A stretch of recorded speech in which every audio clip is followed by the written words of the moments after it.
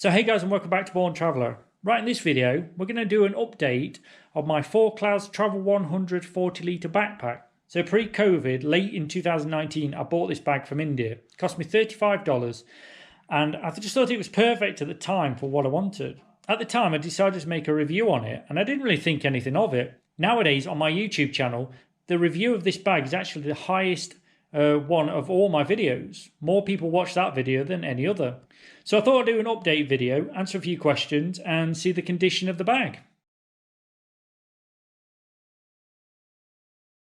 Okay, so as you can see, the bag itself is in pretty good condition. Overall, I've not really had any damage. I'll get to that later. There is a slight bit of damage that's happened to it, but nothing major. The pocket mesh on the side has lasted well. There's no rips, holes, which I was really surprised about because I always keep like a water bottle in it. I've had no problems with that. There is a little bit of marks here that I can't seem to get out, but you know, nothing major.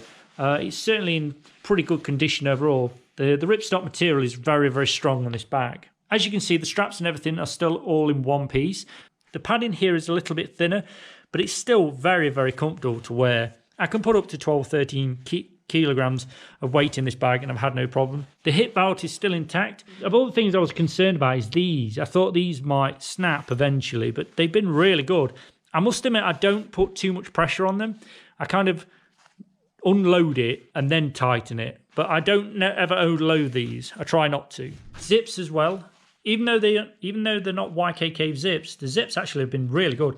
I've packed this bag to the absolute rafters at some points on some of my trips, and I've never had any problems. Normally, the one that breaks is this one. It's the shoulder strap clip, but even that is in still very good condition. So for $35, I just think this bag is absolutely exceptional quality. As you can see inside, it's took a little bit of scratching here, but it's still in very, very good condition. This is probably where I've been cleaning it really more than anything.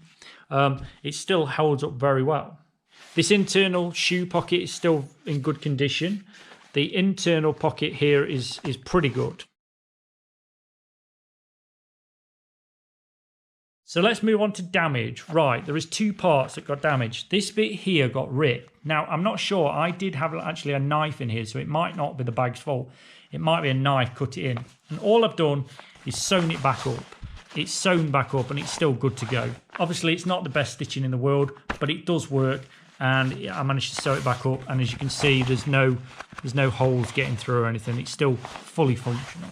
The other bit of damage that happened quite soon after I got the bag was this came, it basically ripped here. But it just basically, if you see this side, the stitching goes a little bit further back. But it's nothing major. I mean, even if it ripped all the way down here, this bag still would be very usable. I actually don't really use this. I just took it away, to be honest. It's not something I've ever used. I always find it just takes up space, so I just fold it away. So let's move on to the questions that people have asked about this bag. Well, the first one was this one.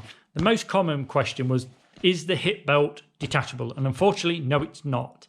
I did come up with a little bit of a solution. And basically what you do is you just tuck them in here. It's not ideal, but you can basically tuck these in and it will kind of like put them away. It's not perfect, but you know, if it really did annoy you, or you're going through airport security and you don't want them flapping about, I found you can tuck them in a little bit in there.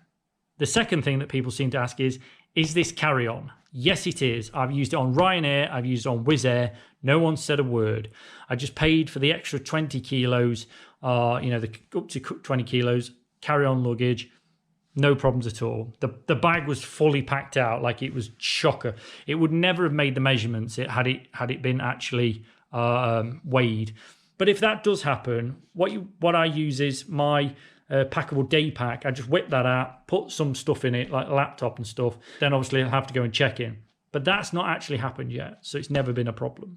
The other question was, is this good for a tall man? Well, I'm 186 centimetres and I don't really have any problems with it.